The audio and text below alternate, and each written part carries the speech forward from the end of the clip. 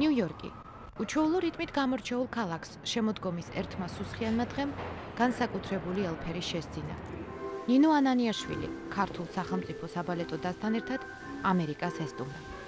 ანა ცარევას სახელობის გალერეაში შეკრებილი საზოგადოება მსოფლიო ბალეტის დედოფალთან შეხვედრას მოუთმენლად ელოდა.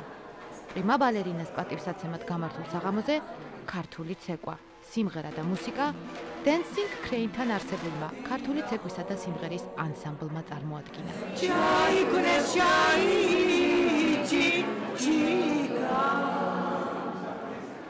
ვაშინგტონიდან ნიუ-იორკში სპეციალურად ჩასულმა საბალეტო სკოლის მოსწავლეებმა კი ბალეტის დედოფლის მიმართ განსაკუთრებული მადლიერება გამოხატეს.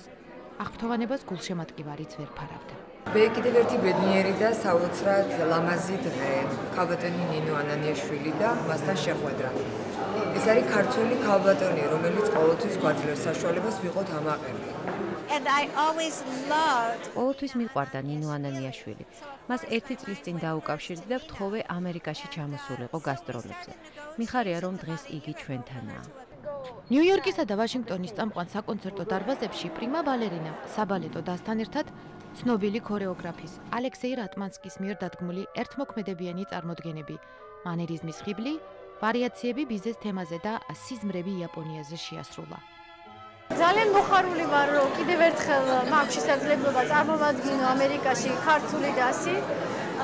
იმიტომ რომ ჩვენ ვიყავით რამოდენიმე წლის უკან, უკვე დიდი შესვენება იყო და ეხლა მიხარია, რომ ნიუ-იორკში და ვაშინგტონში ძალიან პრესტიჟულ სცენებზე ევერი ფიშერ ჰოლში გვექნება გამოსვლა და მიხარია, რომ ვაჩვენებ ძალიან საინტერესო სპექტაკლებს, რატმანსკის თანამედროვე სპექტაკლებს.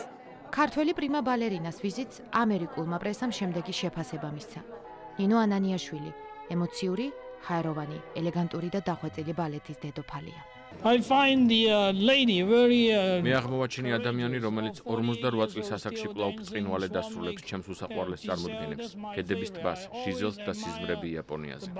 მიუხედავად საქართველოს ზომის პატარაობისა, დამერწმუნებით რომ და დამეხმარებით ალბათ რომ ჩვენი ნიჭიერება სცილდება მსოფლიოს ერთ პატარა ტერიტორიას და ის მსოფლიოს არის მოდებული ფაქტიურად. და დღეს რაც ხდება ვაშინგტონში არის ამ ნიჭიერების კიდევ ერთი ფესტივალი. ამერიკული ტურნეს დასრულებისთანავე პრიმა ბალერინა სამშობლოში გაემგზავრა, სადაც ახალი შემართებით მომავალი წლის მარტის თვეში სცენაზე 30 წლიანი მოღვაწეობის საიუბილეო პროგრამისათვის დაიწყებს მუშაობას. რუსუდან წერეთელი, ამერიკის ხმა, ვაშინგტონი.